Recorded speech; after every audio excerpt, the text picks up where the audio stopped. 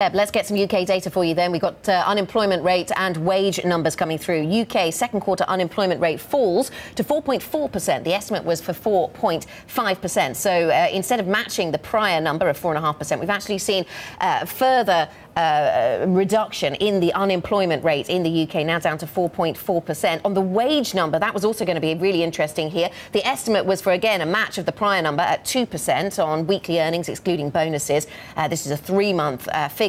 The expectation was for 2%, and in fact, we got 2.1%, so a little bit more strength, perhaps, in the inflation figure than had been expected. Crucial to the Bank of England, this 4.5% level of unemployment. They see 4.5% as consistent with 2% inflation out into the medium term. A little bit of volatility coming through in the pound. In particular, this is the pound against the US dollar you've got here. I see the pound against the euro also on the move. We're at 0.9088. We got up a little bit higher this morning. We were at 0.91.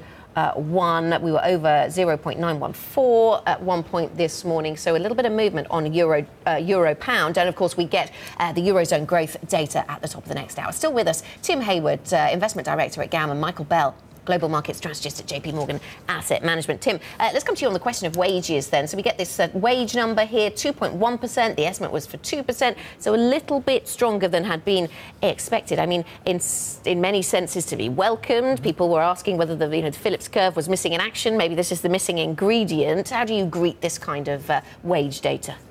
I'm not sure point one sort of completely vindicates or ruins, but I think it is a sign that there is some pricing power for labour, which is as to be expected, as what we're expecting. That said, the economy may now be having its sort of Wile E. Coyote moment where it actually starts to slow down somewhat, especially since there's such political uncertainty on Brexit.